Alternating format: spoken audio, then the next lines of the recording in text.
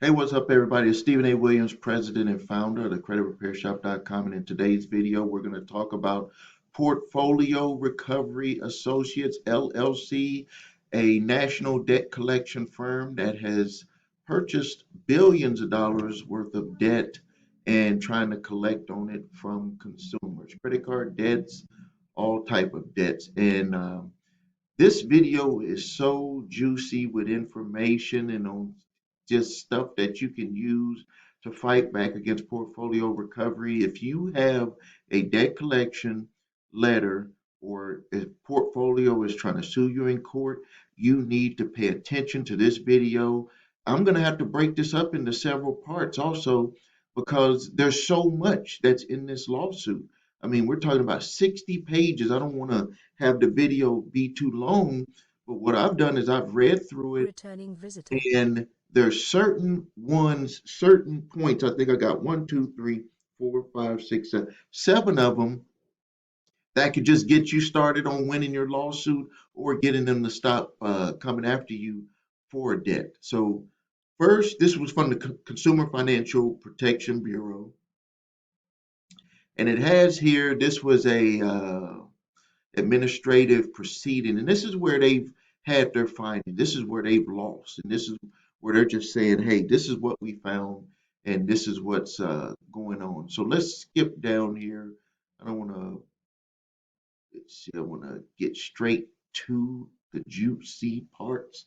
We have here on page 5. So we got right here, and I want to go over this before I get into it because a lot of people still don't understand the rules on time barred debt. That means that debt that is past the time barred period or statute of limitations cannot legally be collected. You have no legal obligation to pay that debt, but Portfolio Recovery Associates, they were going after people for debt that was past the legal statute of limitations. So uh, they had what's called restitution eligible consumer, which was any consumer who made a payment directly or indirectly to respondent during the relevant period of time on judgments obtained from time barred debt collection lawsuits from portfolio. This was the time frame here, but you better bet that this stuff still goes on. But from this lawsuit, it was from July 21st, 2011 to July 17th, 2014. And so this stuff still happens to this day. They do it a little bit different now. They try to get people to reset the debt before they will uh, try to come after you for it being time barred because people have kind of gotten a little bit more educated about it. So now let's go to page 6 here. This is where we're going to get into the findings. So we got right here the Bureau finds the following: PRA, Portfolio Recovery Associates, is a debt purchaser and collector headquarters in Norfolk, Virginia. PRA is one of the nation's largest buyers of default loans, credit card accounts, car loans, and other debts, which it purchases from creditors at a substantial discount for the face value of the debt. PRA has also purchased in the past from other debt buyers it then attempts to collect. PRA collects debt related to consumer financial products or services according to PRA and its covered person as defined by CFPA, and then it has this stuff here.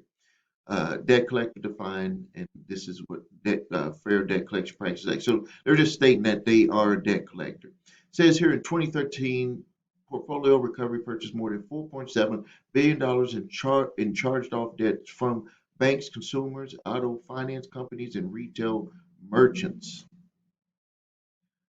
All right, and then it goes into their practices and stuff, and so you can see here. Let's skip. Uh, They usually receive a electronic file, and the seller indicates information about the consumers and the debt, including but not limited to the name, address, social security number, which is a problem because you did not give them permission to share that information. So that's problem number one, as well as the balance, contract interest, and dates of origination, and last payment and charge off. PRA is aware of significant inaccuracies that is aware that significant inaccuracies may exist in the sale files it purchases. Look at that right there. This is a finding. This is a finding. This is not just like saying this is that there are significant inaccuracies in there. Reason why they never run into problems, well, run into a lot of problems with having those inaccuracies is that people don't challenge, and we're going to get into where they state specifically that a lot of people don't show up and fight for the rights, including some of the debt balances were not reduced by the consumer's subsequent payments. And that's why I always ask on the debt validation, if it is not past statute of limitations, you want to do a debt validation. But the debt validation is, a lot of people get it confused when doing a debt validation. It's more than just seeing if they can come after you for the debt. It's about the balances. You want to check the balances of payments that you made, all of the charges that they're claiming, uh, any interest rate disclosures, all of that stuff. These are things that they don't even really have access to. For instance, when portfolio recovery senior associate, senior manager raised a concern about the poor quality of seller balance information and asked how PRA can know actual balances known if it does not receive information on post charge off payments. Portfolio Recovery Associates Vice President for Collections responded, "We don't, we don't. 90% of our cases are default judgments, 90%. So out of all of the people that they buy these accounts for, they don't care.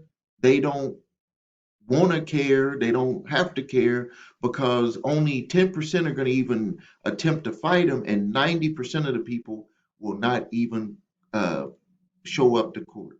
So we show the judge the math, and if New someone visitor. disputes, we get our judgment. Debtor uh, has the right to defend and prove us wrong. Right here, I talk about this all the time. If you just fight, and a lot of people think that you're like this is personal. All of this stuff is about documents and information that they can prove. You don't go into court saying that it's not you. That is not the way to fight. The way to fight is to make them prove everything that they're claiming in their citation or court summons. If they show up, show payments were missed, we amend the complaint. But it even goes further than that because they came to court with New documentation. You visitor. don't prove that you missed payments. You make them prove that they have all of the appropriate information. Because if they come to court and they have incorrect information, you just ask to have it dismissed, and then they have to come back and amend their court summons. Language in Portfolio Recovery Associates Purchase Agreement puts PRA on notice that information in the sale file might be inaccurate, incomplete, or otherwise unreliable. Look at that. They're just telling you this stuff. For example, a debt seller may have specifically disclaimed the accurate accuracy of the information in the sale file, notify PRA that the document is unavailable, or notify PRA that a percentage of the accounts in the portfolio are disputed or barred by the application of statute of limitations. I mean, this is just incredible that they are even doing this. So, for example, in 2009 purchase agreement with one large bank, uh, New visitor. explicitly stated that the balances are approximate and may not reflect credits for payments made by or on behalf of the consumer prior to the cutoff date. I mean, that's a major issue that they have with that. I mean, that's an opening for you. If you're being sued by them, this is like a door opening. You can say, well, Can you provide the document from the bank that you or the lender or original creditor that you purchased this from? I want a document from them stating that the information that they provided to you was 100% accurate. And the thing about it is that they don't go account level specific. They only go overall. So they're going to give them a notice, a letter, or a notification saying that all of these accounts that there could be problems somewhere with these. They're not going to say this account had a problem, that account had a problem, these ones didn't, and these ones don't. They're just going to give them a letter just saying, hey, it's going to, there could be some problems with some of these accounts. So now let's go down to page 33. I'm going to skip through these. You can look this up online and take a look at this. So let's see, not page 33, number 33. Number 33. Portfolio recovery associates practices related to consumers disputes. PRA did not monitor its portfolios of debts for accuracy.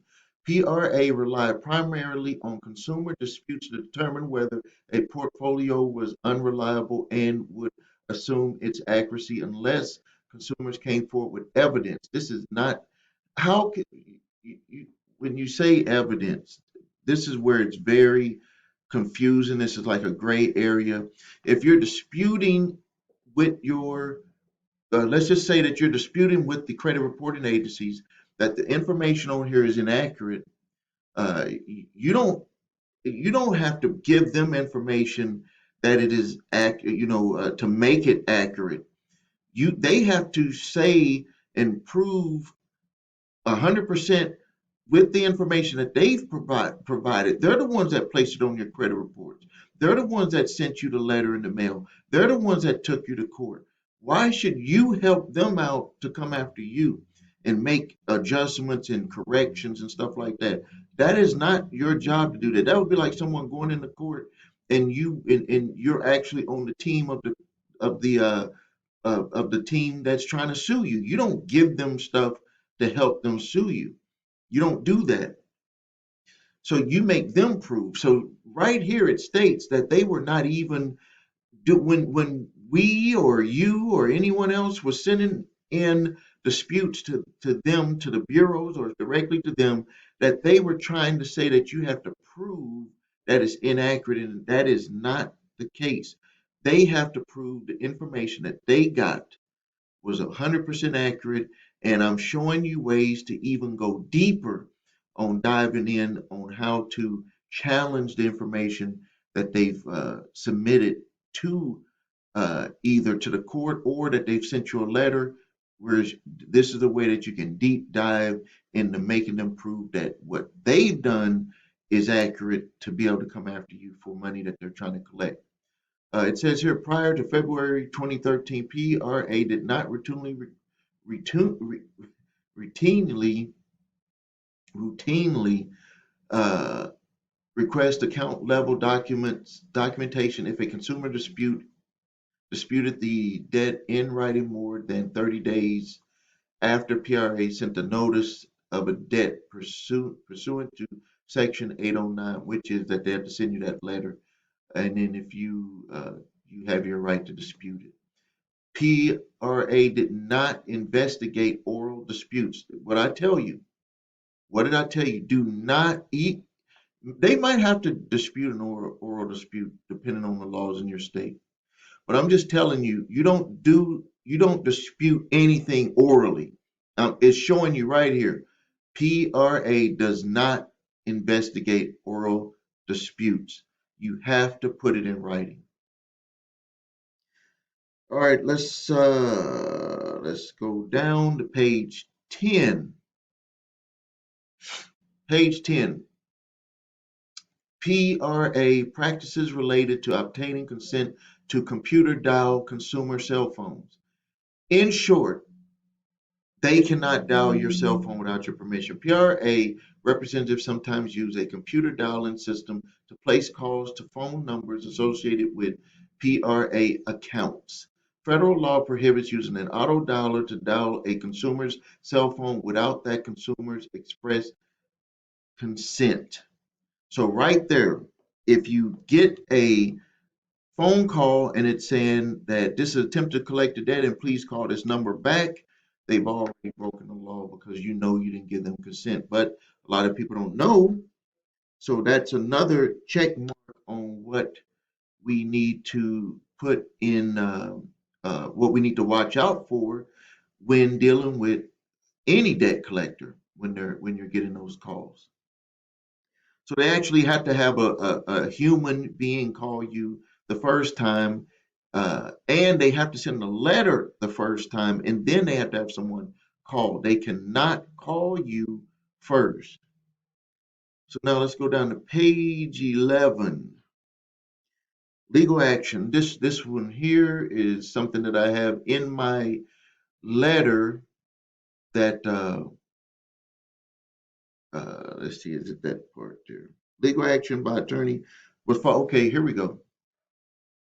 Uh, Portfolio Recovery Associates practices related to legal collections, PRA, represented to consumers expressly or implication that their debts have been selected for legal action based on a review by an attorney. And in my 3 pack of letters, my cease and desist collection activities letter, I specifically have this line taken care of, and it because an attorney has to review that information, but it says here, in fact, PRA used a computerized scoring model to select debts for legal collection. It is, again, and I'll repeat, it is against the law, number one, to threaten legal action without taking legal action.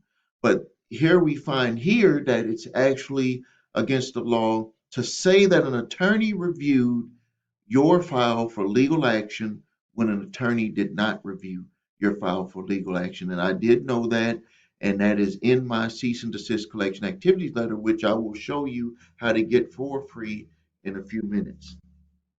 Let's go down to number 47 here. And that's on page 12, number 47. PRA, Portfolio Recovery Associates, did not require its law firms to review account level documents prior to filing lawsuit.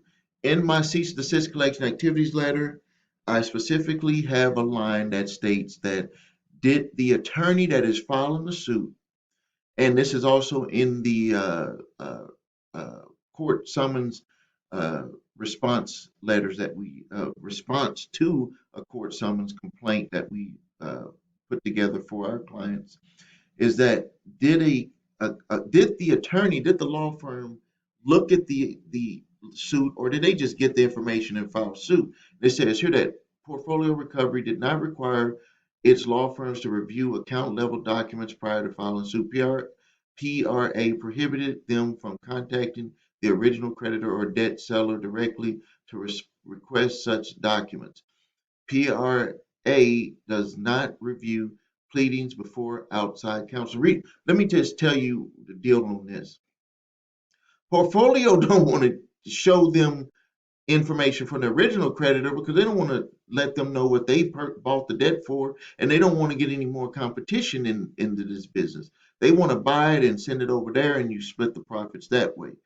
These attorneys end up doing the work for free, and they get a cut of the collected money. So they don't want them to know about that. That's the one of the big reasons on that. Okay, here we go here. PRA, Portfolio Recovery Associates, misleading collection affidavits. And I talk about this a lot in the summons responses. I had caught where they try to make it look like the affidavits are put together by the original creditors when they are not put together by the original creditors. They have someone on their staff put it together. They have it signed as an affidavit with a witness, and it's not really from the original creditor. It's just a document that they put together from their company. I've seen this with a lot of the debt collection companies. In many jurisdictions, PRA, Portfolio Recovery Associates, has been able to obtain a settlement or default judgment against consumers using an affidavit as its only evidence. PRA also uses affidavits as proof in contested matters, but the affidavits are misleading. In affidavits used to support PRA's debt collection lawsuits, PRA uh, offense on many occasions represented that they have personal knowledge of original creditors' account level documentation, cooperation, consumers. Man, I'm getting my words all mixed up here. Consumer debt, when in fact they did not. And I talk about this a lot. They do not have the information from the original creditor. In my court summons response uh, that we do and that you can do for yourself, we talk about in a specific document to have the information or any affidavits stricken from the lawsuit is because we say that they do not have account level uh, any corroborating evidence because they do not work for the original creditor. The affidavit is based on my personal knowledge and my review of the business records transferred to the account assigned from. There, see, this is what I'm saying. They have one of their people sign the affidavit, have a witness, probably from their own company. They go and get everything, uh, you know, uh, notarized, and they submit that to the court. But it's like just the document is not really anything, but it looks good to the court. But if you don't challenge it, then the court is going to say everything looks good. We're just going to sign, seal, deliver everything. Let's go down to number 60, violations of consumer financial protection. Covered are prohibited from engaging in unfair, deceptive, abuse, or abusive act or practice in violation of the CFPA. Respondents is a covered person within the CFPA 12 USC. And basically what this is saying is that it goes over, this is just where they were just saying where the violations that they had committed uh, and who is covered. We are covered. People who owe debt collectors, you, me in the past, other people that are watching the video are covered, and they cannot make misrepresentations. They cannot just make up documents and use them against you. But you have to challenge that there are documents that are made up. So I'm going to end it here. This is going to be in the video number one. I'm going to have to make a two-part on this so you can see that we're only on page 16 of 60 pages. If you have issues with portfolio, I've just given you some great information on what you can use to fight back against them just with the information that we covered. If you have debt collectors coming after you, I want to, the links are below for my 3-pack of letters. You'll get them instantly. The first one is to deal with debts that are past statute of limitations or time barred debt. I give you that letter. If it is a time barred debt, you do not need to do a debt validation. All you have to do is just state that the debt is past the legal statute of limitations and that they need to cease coming after you for it. Uh, and watch out for them trying to trick you to reset the debt. Don't make any payments. Don't sign any documents or anything. If the debt is not past legal statute of limitations to collect, then the next thing you need to do is send the cease and desist collection activities letter, which covers a lot of the stuff that we've just placed, that we just went over in this letter here, and I mean in this video. All of the different things uh, that we just discussed can be the way that you can fight portfolio. And then I give you a debt validation letter also because there's going to be some back and forth. They're going to try to send you statements and stuff like that. You need to just keep going back and forth, making them prove every aspect of the debt. The next thing, if you need help with your credit, please visit us at thecreditrepairshop.com. Watch the video, What Makes Us Different. And if you need your credit reports and scores, go to the website www.your3scores.com. Thank you for your time. This is Stephen A. Williams, President and Founder of the CreditRepairShop.com.